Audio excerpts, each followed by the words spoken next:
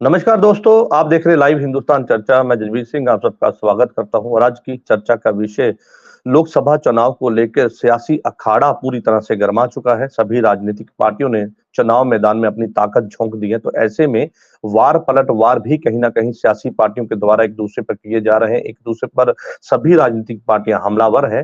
तो ऐसे में जहां पर गारंटियों का दौर जारी है, वहीं दूसरी तरफ एक दूसरे पर बड़े आरोप भी लगते हुए दिखाई दे रहे हैं। पंजाब की हम बात करें तो पंजाब में इस समय सभी राजनीतिक पार्टियों ने अपने चुनाव मैदान में अपने उम्मीदवारों को उतार दिया है और ऐसे में जो है वो जो चुनाव नॉमिनेशन है वो भी भरने की तैयारी में है और कुछ उम्मीदवारों ने कल जो है चुनाव नॉमिनेशन फाइल भी कर दिया। तो ऐसे में लगातार हम कह सकते हैं कि पंजाब में इस समय सियासी लड़ाई जो है वो पूरी तरह से इस समय दिलचस्प लड़ाई दिखाई दे रही है, क्योंकि सभी राजनीतिक पार्टियां जीत का दावा कर रही हैं। इस तमाम मुद्दे को लेकर विशेष चर्चा है और इस चर्चा में हमारे साथ में विशेष पैनल हमारे साथ है।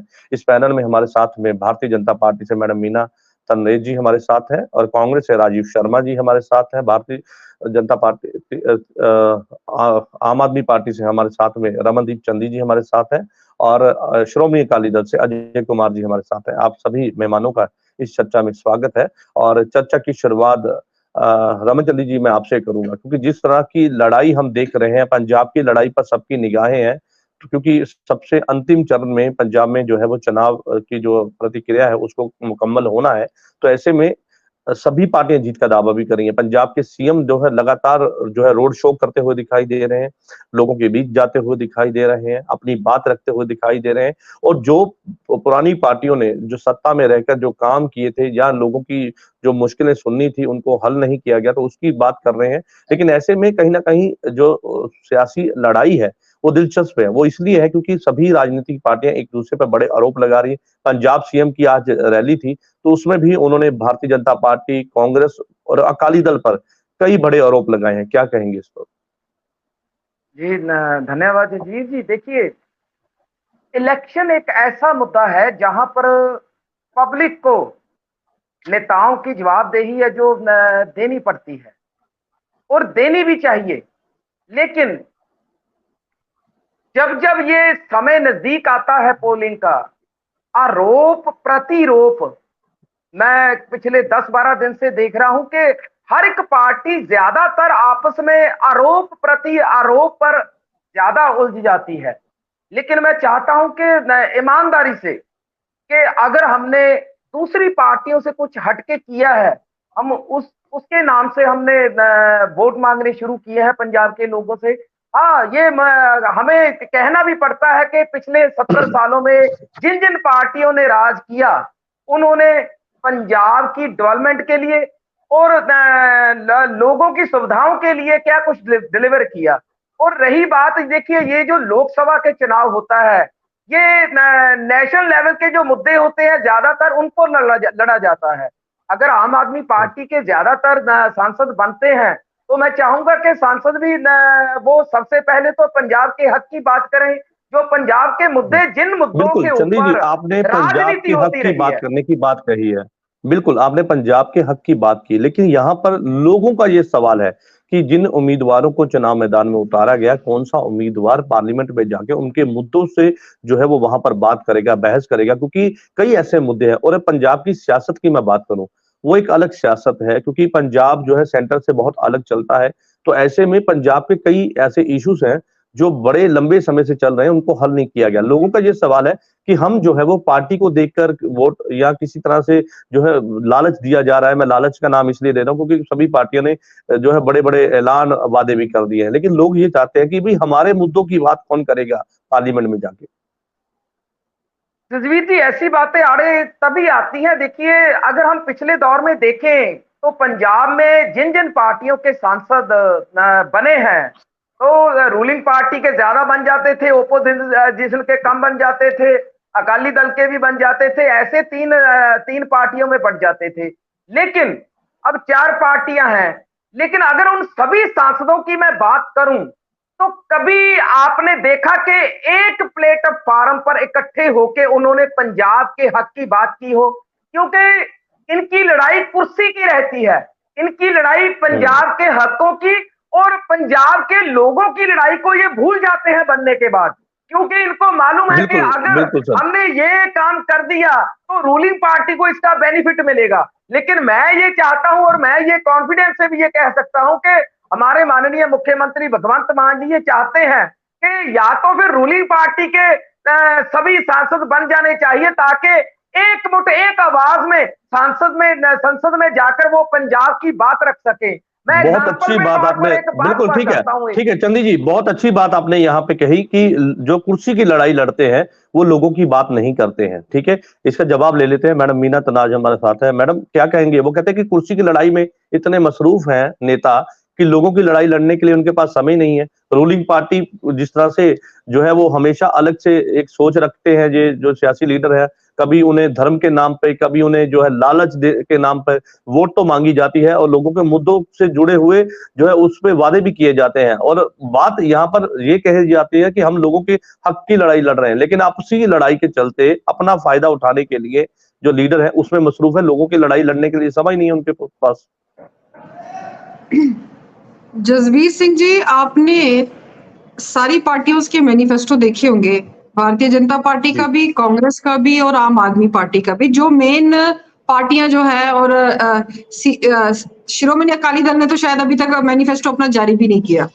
तो आप इन मैनिफेस्टो में देखेंगे कि कौन सी पार्टियां जो है मुफ्त की रेवड़ियां बांटने के चक्कर में लगी हैं, और कौन सी पार्टी है जो लोगों को, भारत की 140 करोड़ जनता को जो है खुद उनको एम्पावर कर सक्षम कर जो है देश की उन्नति के लिए, देश को आगे लेकर जाने के लिए, विश्व में विश्व गुरु के रूप में स्थापित करने के लिए वो कौन काम कर रही है? वो स्पष्ट है कि भारतीय जनता पार्टी, जिसने अपने मैनिफेस्टो में कहा कि हम जो है लोगों को, चाहे वो मुद्रा योजना के थ्रू है, उनको रोजगार के लिए हम लोन देंगे ताकि वो खुद काम कर जो है, जिस तरह उन्होंने कहा कि 20 लाख तक जो है हम अपने युवाओं को जो है लोन देंगे, ताकि वो लोग जो है खुद अपने आप सेल्फ एम्पावर होकर अपना लोन भी वापस करें और देश की उन्नति में भी जो भागीदार बने। आप मैनिफेस्टो की बात कर रहे हैं, ठीक है, उस पे मैं आ रहा हूं, क्योंकि आपने श्रोमणी अकाली दल की बात की तो मैं उसी पे आ रहा हूं। श्रोमणी अकाली दल का एक बयान आया जिसमें उन्होंने कहा कि जब हमारे साथ में गठबंधन में थी भारतीय जनता पार्टी तो उस समय हिम्मत नहीं थी इनकी कि गुरु घर के साथ में टक्कर ले सके, लेकिन आज आलम यह है कि अलग से पार्टी अपने राह पर है, तो इसी के जरिए इतनी हिम्मत बढ़ गई कि आज गुरु घर के ऊपर कब्जे कर रही है भारतीय जनता पार्टी। और उसके साथ इनका ये कहना था कि इनका विजन यही था, हमारे साथ थे तो हिम्मत नहीं थी, लेकिन आज अकेले हैं तो यहाँ पर पंजाब में, हरियाणा में जो एसजीपीसी पे कब्जा किया है उसकी बात वो करते हुए नजर आ रहे हैं। जसबीर सिंह जी, ये बिल्कुल गलत है। भारतीय जनता पार्टी जो है हमेशा पंजाब के साथ खड़ी रही है। चाहे आप करतारपुर साहब जी का जो लांघा है उसका उदाहरण देख लिए, 75 साल से कांग्रेस थी पर उन्होंने ये हिम्मत नहीं करी। और भारतीय जनता पार्टी ने जो है करतारपुर साहब लांघे को जो है खोलकर जो है पंजाब के लिए बहुत बड़ा काम किया। गुरु घर की ये बात कर रहे हैं, अफगानिस्तान से जो है गुरु ग्रंथ साहिब जी को किसने सम्मान पूर्वक भारत में कौन लेकर आया? रिसेंटली आपने देखा किस तरह से दिल्ली एसजीपीसी के जो है सैकड़ों की संख्या में हमारे सिख भाई जो है उन्होंने भारतीय जनता पार्टी से वो जुड़े हैं। और पिछले 2 साल में भी हम देख रहे हैं कि पंजाब में कितने ज्यादा सिख भाई जो है वो भारतीय जनता पार्टी के साथ जो है लगातार जुड़ते आ रहे हैं। यदि भारतीय जनता पार्टी यदि गुरु घर के खिलाफ होती या पंजाब के खिलाफ होती तो हमारे सिख भाई जो है वो कभी भी भारतीय जनता पार्टी की आइडियोलॉजी के साथ नहीं जुड़ते। और उनका भारतीय जनता पार्टी में जुड़ना ये स्पष्ट संकेत है कि भारतीय जनता पार्टी जो है वो सिख धर्म, मतलब क्योंकि भारतीय जनता पार्टी के लिए जसबीर जी कोई जाति, कोई धर्म, कोई जो है कोई भेदभाव नहीं है। उसके लिए जो है पूरा देश जो है वो महत्वपूर्ण है। उसके लिए कोई state irrespective of state religion जो है ठीक है, भारतीय जनता पार्टी के पूरा देश जो है वो महत्वपूर्ण है। चलिए ठीक है, बिल्कुल आप कह रहे हैं कि आपने जो सिखों को अपने साथ जोड़ने का काम किया, वहीं दूसरी तरफ एक ऐसी किसानों की मैं बात करूं तो वो विरोध भी करते हुए नजर आ रहे हैं। इस बात से भी मुंह नहीं फेरा जा सकता, कहीं ना कहीं विरोध जो है वो झेलना पड़ रहा है। जसवीर जी, मैं इस पॉइंट पर बोलना चाहूंगी, जो किसान का मुद्दा आया है, 2 दिन पहले हमारे पंजाब के अध्यक्ष माननीय सुनील जाखड़ जी भी जो है डीजीपी साहब से पंजाब के मिलकर आए। साथ में उन्होंने सिब्बन सिंह जो हमारे चीफ इलेक्शन ऑफिसर है, उनके पास भी शिकायत दर्ज करी है कि किस तरह से पंजाब में जो है क्योंकि यहाँ पर सरकार जो है पंजाब में आम आदमी पार्टी की है, और स्टेट स्पॉन्सर्ड जो धरने हो रहे हैं या हमारे जो लोकसभा के कैंडिडेट्स हैं उनको रोका जा रहा है। देखो, आचार संहिता लगी हुई है, कहीं पर भी जो है अनलॉफुल असेंबली नहीं हो सकती, कोई धरना नहीं हो सकता, लोग इकट्ठे होकर कोई प्रदर्शन नहीं कर सकते। और यदि जो किसान भाइयों के नाम पर जो है किसान जत्थेबंदी, या मैं कहूंगी कि भाई अनलॉफुल एलिमेंट्स जो है वो इकट्ठे होकर यदि हमारे प्रत्याशियों को लोगों के सामने जाकर अपनी बात रखने के लिए रोक रहे हैं, तो ये पंजाब जो है, पंजाब की सरकार जो है अपनी एडमिनिस्ट्रेशन के थ्रू करा रही है। और इसके संदर्भ में भारतीय जनता पार्टी डीजीपी साहब से भी मिले और चीफ इलेक्शन ऑफिसर से भी मिले, और गंभीरता से जो है इस विषय पर उन्होंने बात रखी है। देखो जसवीर सिंह जी, ठीक है मैडम, ठीक है, मैं वापस आपके पास आऊंगा। ठीक है मैडम, मैं वापस आपके पास आऊंगा, एक रिएक्शन सबसे मुझे लेना है एक बार। राजीव जी का मैं रुख कर लेता हूँ, कांग्रेस पार्टी के प्रवक्ता है। राजीव जी, कैसे देखते हैं, क्योंकि जिस तरह के आरोप लगते हुए नजर आ रहे हैं, उन आरोपों को अगर देखा जाए तो कहीं ना कहीं लोगों के मुद्दे पीछे छूटते हुए नजर आ रहे हैं। क्योंकि आज लड़ाई, जिस तरह से चंदी साहब ने कहा, मैं इस बात से इत्तेफाक रखता हूं कि भाई लड़ाई कुर्सी की हो रही है, लड़ाई यहाँ पर जिस तरह से अपनी आपसी एक रंजिश है उसकी हो रही है, लोगों की कोई बात ही नहीं कर रहा। लोग कहते हैं कि भाई चुनाव के दौरान हम अपने नेताओं से पूछते हैं कि भी आप हमारे बारे में, हमारे मुद्दों के बारे में कब जाके बात करेंगे, क्योंकि यह एक बड़ा सवाल है। उसके साथ साथ और भी बड़ा सवाल है कि 2024 की जो चुनावी लड़ाई है वो लोकतंत्र की लड़ाई बनती हुई नजर आ रही है। क्योंकि ये बात मैं इसलिए कहने के लिए मजबूर हूं क्योंकि एक तरफ आम आदमी पार्टी है, उनके साथ आपका गठबंधन है, तो ये बात कही जा रही कि हम लोकतंत्र की लड़ाई लड़ रहे हैं। लोकतंत्र की अगर लड़ाई है तो लोग ये जानना चाहते हैं भी हमारे कौन से मुद्दे हैं जो जाकर आप पार्लियामेंट में उठाएंगे।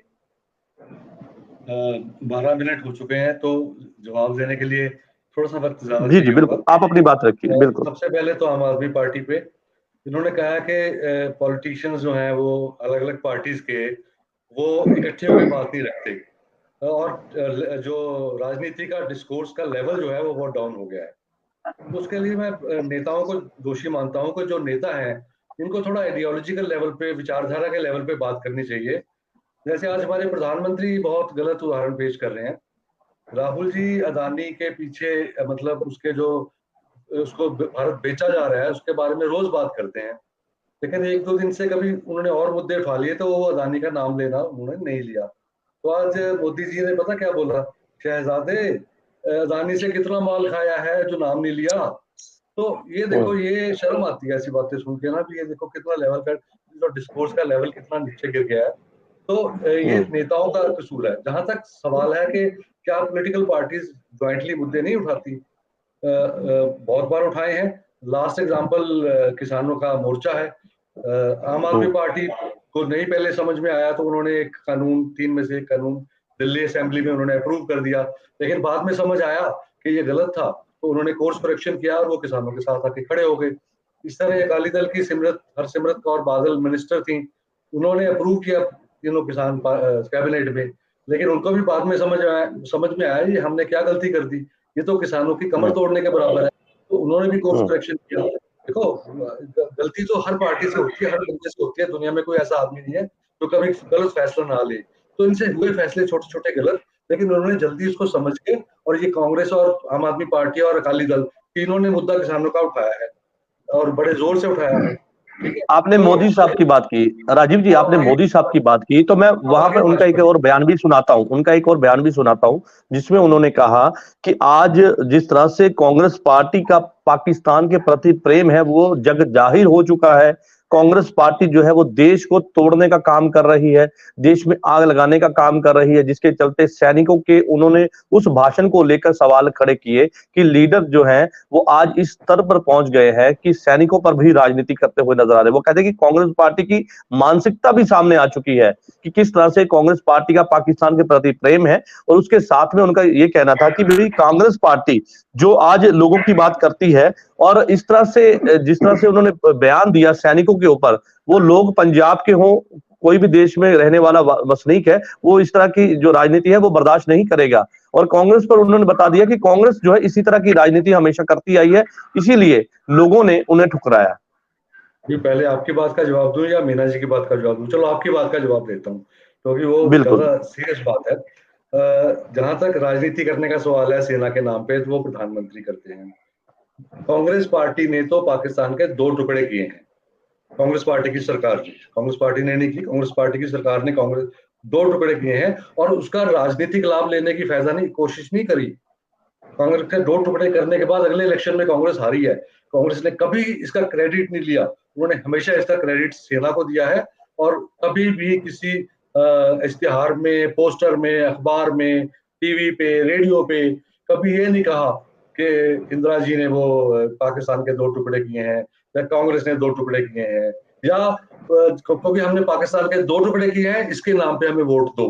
ये कभी भी किसी भी कांग्रेस के नेता की आप स्टेटमेंट नहीं ला सकते। जिस तरह की राजनीति देखने को मिल रही है उसको लेकर कई तरह के सवाल जनता के बीच के हैं कि भाई ये सवाल जिस तरह से अपने लीडर को वो अपने सियासतदान को पूछना चाहते हैं, क्योंकि जिस तरह की राजनीति देखने को मिली, कभी तो पाकिस्तान के नाम पर राजनीति हो रही है, इलेक्शन देश में जो है भारत में हो रहे हैं, लेकिन उसकी गूंज जो है विदेशों में दिखाई दे रही है। चलिए, श्रोमणी अकाली दल के प्रवक्ता अजय कुमार हमारे साथ है, मैं उनका रुख कर लेता हूँ। अजय जी, श्रोमणी अकाली दल क्षेत्रीय पार्टी है और दावा करती है, एक तरफ आप पंजाब बचाओ यात्रा निकाल रहे हैं सुखबीर सिंह बादल, लेकिन विक्रम सिंह मजीठिया जो कि लगातार हमलावर है और अपनी रैलियों में जो है वो आम आदमी पार्टी की सरकार पर निशाने साधते हैं। पंजाब सीएम ने उनके ऊपर उनको एक सवाल का जवाब दिया कि आज जो ईमानदारी की बात करते हैं और जलियांवाला बाग में जब जनरल डायर ने ये पूरा कांड को अंजाम दिया था, उसके बाद जो डिनर करने के लिए वो विक्रम सिंह मजीठिया के परिवार में बैठे थे, वो कह रहे कि आज वो लोग बात कर रहे हैं जो लोग खुद जिनके दामन जो है वो उन जो खूनी लोगों के साथ में बैठकर जिन्होंने हत्याकांड को अंजाम दिया था उनके साथ बैठकर डिनर करते हैं, आज वो बात ये कर रहे हैं। क्या कहेंगे? देखिए जजवीर जी, ये जो सीएम साहब ने मजीठिया परिवार के ऊपर ये जो एलिगेशन लगाया है, इसका कोई प्रमाण नहीं है, कोई तथ्य नहीं है, ये सिर्फ एक मनगढ़ंत कहानी है। और इसके ऊपर एक बहुत अच्छी एक राइटर की बुक भी है, सॉरी मैं उसका नाम भूल गया हूँ, उसमें साफ साफ लिखा है कि उस हत्याकांड के बाद वो जो डायर साहब थे वो यहाँ इनके मजीठा में इनका कोई कहीं नहीं गए थे, वो पाकिस्तान लाहौर में एक जगह है, वहां पे कोई मोहम्मद करके कोई था बंदा, उसके घर में गए थे। और ये बात इतिहास में दर्ज है कि विक्रम मजीठिया का परिवार का इस बात से कोई लेना देना नहीं है। ये सिर्फ अकाली दल को, मजीठिया परिवार को बदनाम करने के लिए ओपोजिशन की एक चाल है। मैं अभी तो आपको उसका नाम और बुक का नाम नहीं बता सकता, लेकिन बाद में शेयर भी कर दूंगा, मैं थोड़ा स्किप कर गया हूं। नहीं, क्यों तो चाल है अकाली दल को? क्यों, क्या चाल है इसके अंदर? इसका पीछे का राज क्या है? क्यों आखिर बदनाम किया जा रहा है अकाली दल को? क्योंकि अकाली दल तो सत्ता में नहीं है और अकाली दल 10 सालों से सत्ता से बाहर है, तो क्यों आपको बदनाम किया जा रहा है? इसके पीछे का कारण क्या है? क्योंकि वो सिर्फ देखिए, आम आदमी पार्टी सिर्फ अकाली दल को नहीं है कर रही है, वो तो बीजेपी को भी कर रही है। देखिए, ओपोजिशन का काम क्या होता है? ओपोजिशन का जो हम एक दूसरे के अगेंस्ट लड़ रहे होते हैं तो एक दूसरे के ऊपर रोप प्रतिरोप तो लगना ही है, वार पलटवार तो होना ही है। लेकिन सीएम साहब उन बातों को लेके बैठ जाते हैं जिनका बाद में वो कभी प्रमाण भी पेश नहीं कर सकते। देखिए, इससे पहले उन्होंने पंजाब सीएम का तो ये भी कहना है सर, पंजाब सीएम का ये भी कहना है कि लोगों ने अकाली दल को ठुकरा दिया है, एक सीट जो आपके पास है इस बार वहां पर भी जो है वो अकाली दल को हार का सामना करना पड़ेगा। जहां पर मैं बात कर रहा हूँ वो बादल परिवार की मानी हुई सीट है, हरसिमरत कौर बादल। सर, सीएम साहब के मुंगेरी लाल के हसीन सपने देखने की शुरू से आदत है। वो तो जब पंजाब के बाहर स्टेटों में इलेक्शन लड़ने गए थे, जब जहां पंजाब का सारा पैसा अरविंद केजरीवाल जैसे करप्ट आदमी के ऊपर खर्च करके चले आए, वहां भी इनको 1% से कम वोट पड़ी है। तो इनको पता कुछ लगता नहीं है, कहना कुछ होता है, करते कुछ है, बाद में जब रिजल्ट आते हैं तो चुप कर जाते हैं। इन्होंने राजा वड़िंग को बोला था ना कि आपकी जो बॉडीज है राजस्थान से बन के आती है उसकी मैं इंक्वायरी करा रहा हूँ, कहाँ है वो चुप हो जाते हैं। यू टर्न वाली सरकार है, चाहे किसानों के मुद्दों को लेकर हो चाहे स्टेट के मुद्दों को लेकर। चलिए ठीक है, इस पे हम बात कई बार कर चुके हैं सर। हाँ जी, ठीक है, बिल्कुल ठीक है, इस बात को लेकर हम कई बार चर्चा कर सके। रमन चंदी जी का मैं रुख कर लेता हूँ। चंदी साहब क्या कहेंगे? श्रोमणी अकाली दल के लीडर का ये भी कहना है कि भाई आज त्रासदी ऐसी है बन चुकी है कि जो लोग इंडिया गठबंधन का हिस्सा है पंजाब में आके अलग अलग चुनाव लड़कर लोगों की आंखों में धूल झोंकते हुए नजर आ रहे हैं। उनका ये भी कहना है कि इंडिया गठबंधन पंजाब सीएम भगवंत मान जो एक तरफ यहाँ पर अलग अलग लड़ाई लड़ रहे हैं, एक दूसरे के ऊपर आरोप लगा रहे हैं, वहीं दूसरी तरफ जो है बाकी की स्टेटों में जाकर जो है कांग्रेस के लिए प्रचार करते हैं और कांग्रेस जो है वो आम आदमी पार्टी के लिए प्रचार करते हैं। कहते हैं कि इससे सीधे तौर पर देखा जाए तो जो गठबंधन है उसकी सच्चाई लोगों के बीच है। लोगों को जो है छलावे के तौर पर ये दोनों पार्टियां जो है वो गुमराह कर रही हैं और अपनी वोट बैंक को मजबूत करने के लिए एक ऐसी पिक्चर दिखाई गई जो पिक्चर जो है वो पंजाब के ऐसे लोगों को बताया गया कि हम आपकी हथेशी पार्टी है, हम लोकतंत्र को बचाने के लिए एकजुट है। लेकिन पंजाब में आकर ये इनकी सच्चाई सामने आ जाती है। क्या कहेंगे जजवीर जी? देखिए, मैंने अपने पहले बयान में कोशिश की थी कि एक सार्थक डिबेट हो, लेकिन जब सामने से विरोधी पार्टियों का जवाब कुछ और तरीके से आते हैं तो मुझे उसी तरह से फिर चलना पड़ेगा। रही बात, देखिए, जिस बात पे आप बात कर रहे हो कि गठबंधन की, हमारा गठबंधन तो ओपन है, इसमें कोई शंका नहीं है और ये खुली किताब है। लेकिन जो अंदरूनी गठबंधन है, जो अंदर से है, बाहर से कहते हैं कि हम अलग अलग हो चुके हैं, वो खतरनाक होता है। ये सोचने वाली बात है। आज भी अंदर से ये इकट्ठे हैं। देखिए, परमपाल कौर जी को बीजेपी की सहमति से, सीनियर नेताओं की सहमति से वहां पर कैंडिडेट बनाया गया ताकि बादल परिवार की एक सीट को बचा लिया जाए, नहीं तो भविष्य है जो अकाली दल का खत्म हो जाएगा। नंबर एक। नंबर दो, मैं देखिए ज्यादातर नेशनल मुद्दों की बात होनी चाहिए। मैं दो चार बातें करना चाहता हूं जिस आधार पर के जिस मोदी जी कहते हैं कि हम 5वीं अर्थव्यवस्था बन चुके हैं, तीसरी अर्थव्यवस्था बनेंगे।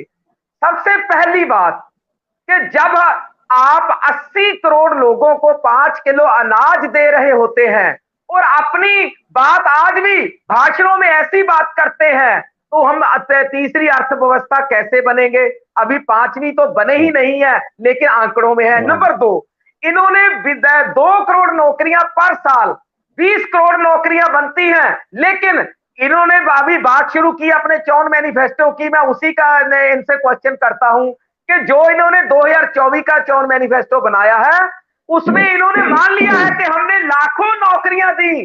करोड़ों तो छोड़िए, ये तो लाखों भी अपने आप ही मान चुके हैं कि हम वो 2 करोड़ नौकरियां नहीं दे पाए।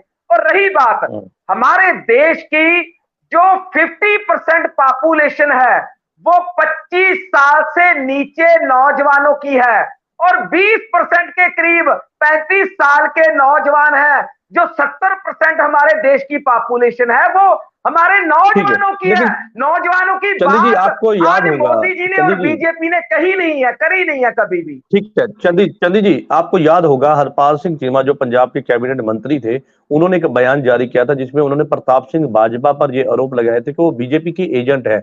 लेकिन ऐसे में श्रोमणी अकाली दल ने आपके ऊपर वही इल्जाम लगाया है कि बीजेपी के एजेंट बनकर पंजाब सीएम काम कर रहे हैं पंजाब के अंदर।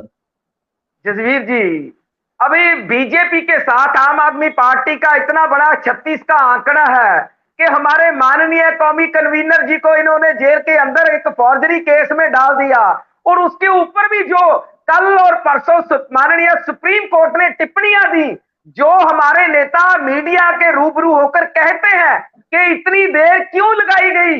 अगर आपके पास 2023 में जो वो बयान आ गए थे तो आपने 1 साल से ज्यादा उनको गिरफ्तार करने के लिए क्यों लगाया? इस जांच को अगर हमारे देश की सबसे बड़ी एजेंसी एक ऐसे केस को 2-2 साल लगाएगी तो हम इस देश को आगे कैसे लेकर जाएंगे? कैसे हम कल्प्रिट्स को पकड़ पाएंगे? नंबर 3, देखिए मैं एक और बात करना चाहता हूं कि बीजेपी किसान विरोधी क्यों है। देखिए, आज हमारे देश की जीडीपी जो है उसका 18% से के करीब हिस्सा जो वो किसानी से संबंधित है, किसान योगदान डालते हैं।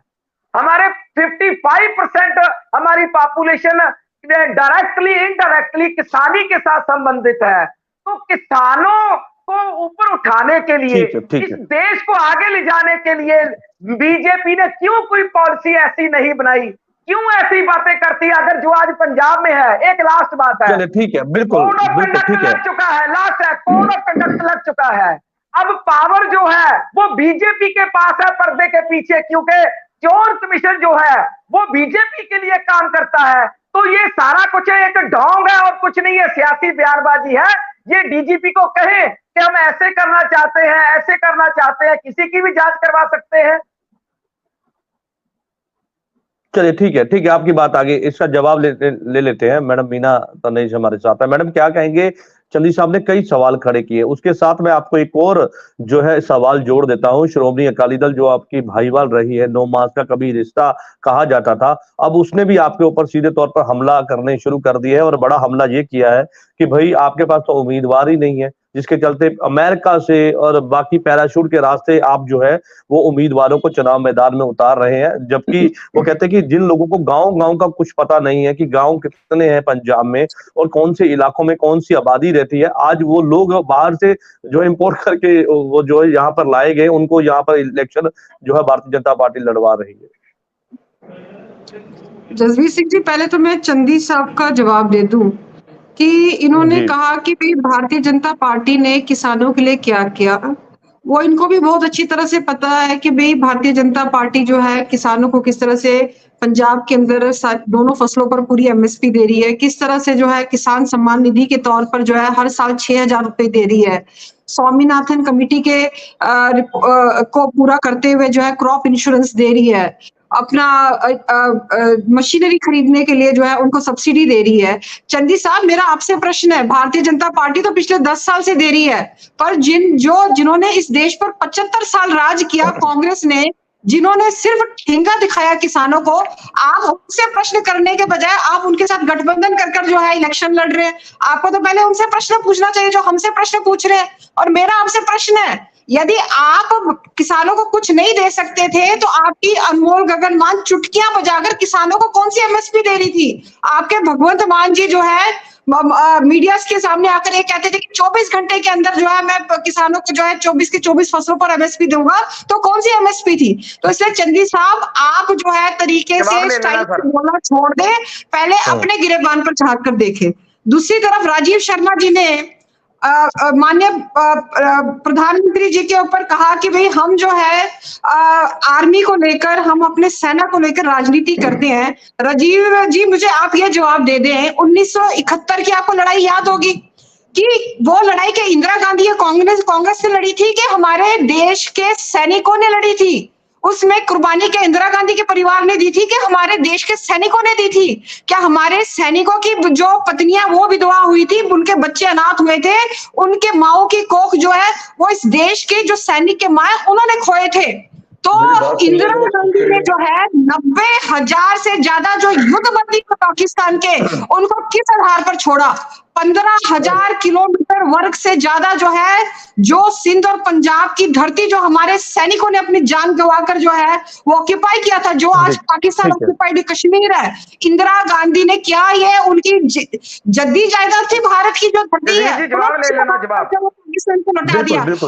मैं जवाब लूंगा। सेना की बात करते हैं, परसों वहां पर हमला हुआ, आप उसके ऊपर राजनीति कर रहे हैं। आप यदि मोदी जी ने क्या, पुलवामा अटैक हुआ तो सर्जिकल स्ट्राइक हुआ, एयर स्ट्राइक हुआ, आज पाकिस्तान डरता है इंडिया की बात करते हुए, घबराया हुआ है कि भाई यदि तीसरी बार मोदी जी की सरकार आएगी तो हमारा क्या बनेगा।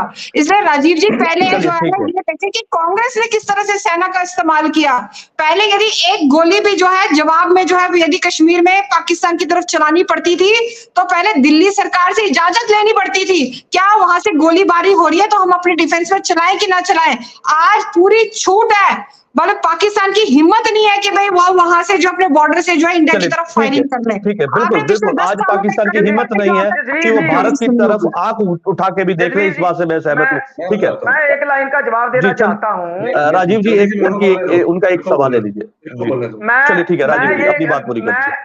ठीक है, चंदी जी उनकी बात होने दीजिए, मैं वापस आपके पास आऊंगा। राजीव जी, देखिए, मोदी जी की झूठ बोलने की बीमारी भाजपा के हर कार्यकर्ता पे पहुंच गई है, और इतना झूठ बोलते हैं कि बाकी जो हमारे देश के वासी हैं ये लोग, इतना झूठ सुन के शर्म आती है। मेरी पिछली रिकॉर्डिंग निकाल लीजिए, मैंने कहा था कि कांग्रेस ने, इंदिरा जी ने कभी भी लेश मात्र भी जो 71 की लड़ाई का पाकिस्तान के 2 टुकड़े करने का श्रेय लेने की कोशिश नहीं की। 2 टुकड़े करने के बाद अगला इलेक्शन पहली बार कांग्रेस हारी थी, तो श्रेय कभी नहीं लिया। ठीक है, तो ये मेरे मुंह में शब्द डाल के गलत बयानी कर रहे हैं। इनको खेद होना चाहिए, क्षमा मांगनी चाहिए मेरे से, क्योंकि मैंने कभी नहीं कहा। ये तो मोदी जी करते हैं, हम लोग कभी सेना का वो बात नहीं करते। जहां तक बात है पाकिस्तान को नीचा दिखाने की, पाकिस्तान के साथ भारत बड़ी अच्छी तरह से डील करता रहा है, अभी भी अच्छी तरह से कर रहा है। उसमें जो पिछली सरकार की पॉलिसीज है वो आगे रही है। जो फर्क पड़ा है वो चीन में पड़ा है। चीन के आगे मोदी जी की जुबान सूख जाती है, टांगे कांपने लग जाती हैं और वो चीन का नाम नहीं ले पाते। 20 जवान हमारे पीट के मार दिए चाइना ने, क्योंकि उनके पास बंदे ज्यादा थे। हमारे फौज ने भी पूरा बहादुरी से मुकाबला किया, मुकाबला करते करते वो शहीद हुए 20 लोग। लेकिन मोदी सरकार के पास इतनी हिम्मत नहीं थी कि वो चाइना के एम्बेसडर को बुला के अपना विरोध प्रकट कर सके कि ये क्या हुआ जो आपने हमें पीट के मार दिया। मैं आपको बता देता हूँ पीट के क्यों वहां पे हुई। क्योंकि पिछली सरकारों ने, कांग्रेस सरकारों ने चीन के साथ समझौता किया हुआ है कि बॉर्डर पे चाइना के साथ फायर आर्म्स का भी यूज नहीं होंगे। तो जब भी चाइना के साथ कॉन्फ्लिक्ट होते हैं वो डंडों से होते हैं या इस तरह के हथियारों से होते हैं। राजीव जी ये बता दें राजीव जी, किसकी सरकार ने किया। अच्छा, राजीव जी ये भी बता दें कि किसकी सरकार ने किया ये एग्रीमेंट। ये कांग्रेस सरकारों ने आपकी सरकार ने कहा है कि चाइना आप मुद्दे से चंद्र जी, मैं आप वापिस अभी इनकी बात पूरी होने दीजिए, मैं राजीव वापिस गांधी सरकार ने चाइना के साथ शुरू किया था। लेकिन उसके बाद क्या हुआ, जब उन्होंने हमारी जमीन पे कब्जा कर लिया चाइना ने, और उसके बाद हमारे 20 जवान भी उन्होंने शहीद किए। चाइना की, राजीव जी आपने चाइना की बात की, एक सवाल ले लीजिए, उसके साथ ही जुड़ा हुआ सवाल है। उसके बाद क्या हो रहा है, इसके बाद क्या हो रहा है, हर साल राजीव जी मैं ऑब्जेक्शन करना चाहती हूँ। पिछले 10 साल में 1 इंच जगह के ऊपर किसी भी बॉर्डर कंट्री ने कब्जा नहीं किया, इसलिए आप गलत स्टेटमेंट ना दें कि चाइना ने कब्जा किया। भारत में सिर्फ 2 प्रधानमंत्री हुए हैं, अटल बिहारी वाजपेयी, एक नरेंद्र मोदी। जिनके राज में भारत का क्षेत्रफल कम हुआ है, और कोई प्रधानमंत्री ऐसा नहीं हुआ जिनके राज में भारत का क्षेत्रफल कम हुआ हो। कोई भी नहीं, बड़े राजीव जी ठीक है।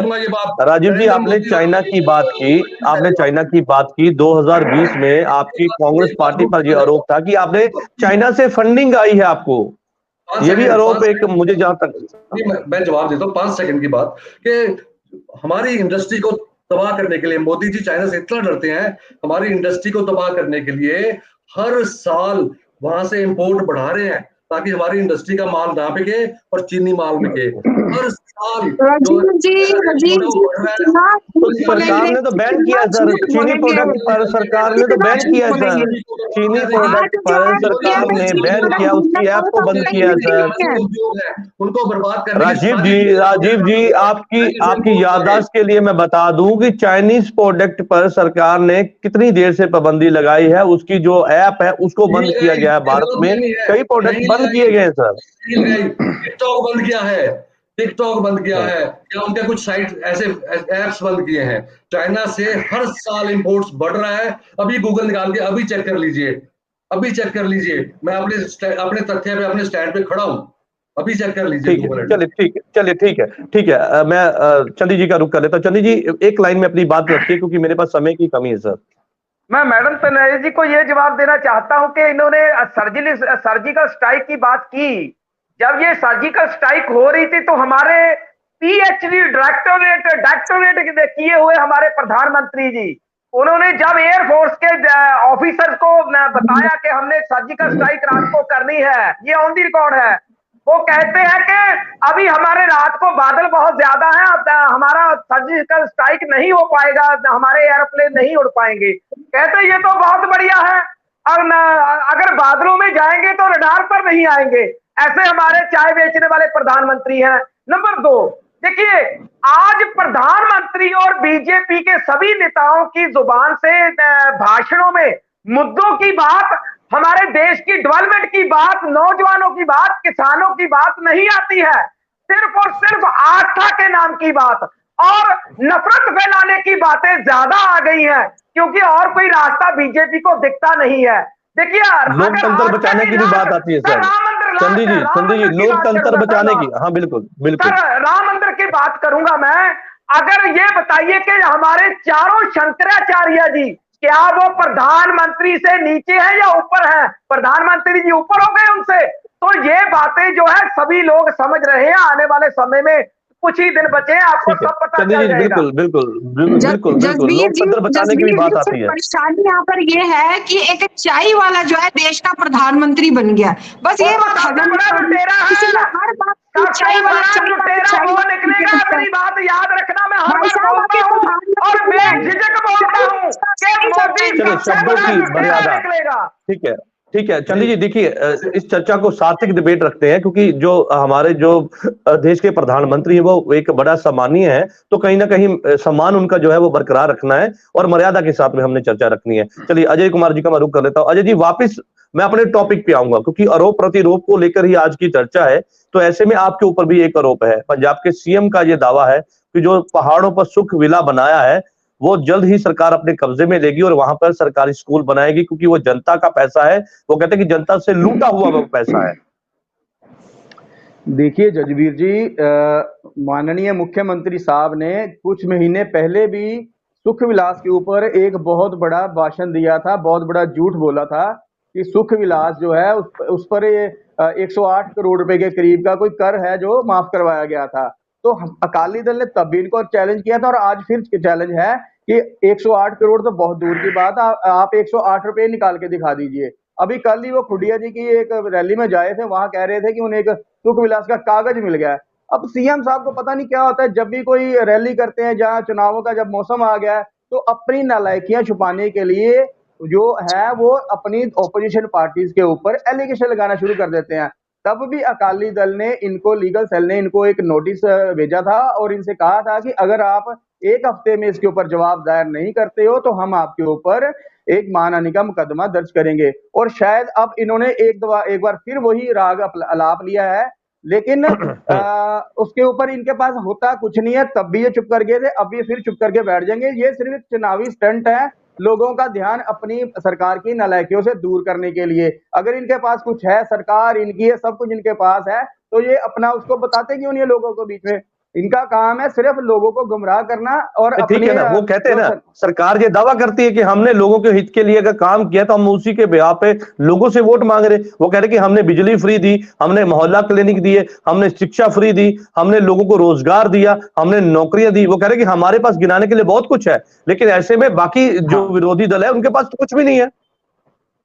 देखिए जजबीर जी, इनके पास कुछ नहीं है सिवाय बातें बनाने के। कौन सी डेवलपमेंट कर दी? इनसे पूछिए कि इन्होंने पंजाब में कितने प्रोजेक्ट लगाए अभी तक। तो जो 43,000 नौकरियां जो है वो किसको दी गई सर? 43,000 नौकरियां किसको दी गई? मोहल्ला क्लिनिक कहाँ पे जो बने हैं वो कहाँ से आए? देखिए इन्होंने कहा है कि हमने 829 हेल्थ क्लिनिक खोल दिए हैं। देखिए पैरासिटा मॉल की साइज की 10 बाय 12 की दुकानें खोल दी हैं, ना उनमें इलाज होता है, क्योंकि इन्हीं के एक मंत्री ने भी थोड़े दिन पहले अपेंडिक्स का ऑपरेशन करवाया था। वो जलंधर के प्राइवेट हॉस्पिटल में करवाया था जाके। तो इनके पास अच्छे डॉक्टर नहीं है सरकारी हॉस्पिटल्स में। और इनके ही राज्यसभा मेंबर अपना राघव चड्ढा जी अपना आंखों का ऑपरेशन कराने के लिए विदेश चले जाते हैं। क्यों? इंडिया में या दिल्ली में एम्स जैसे बड़े-बड़े इंस्टीट्यूट नहीं है। हाँ दे देंगे साहब जवाब। अच्छा, उसके बाद आप बात करते हो डेवलपमेंट की। अजय जी, भगवंत मान जी के घर बेटी आई है, उनको मैं शुभकामनाएं देती हूँ, पर वो भी जो है इनके मतलब अस्पताल में नहीं गई, वो भी बाहर जाके मतलब शायद 40 से जो है उनका डिलीवरी हुई है।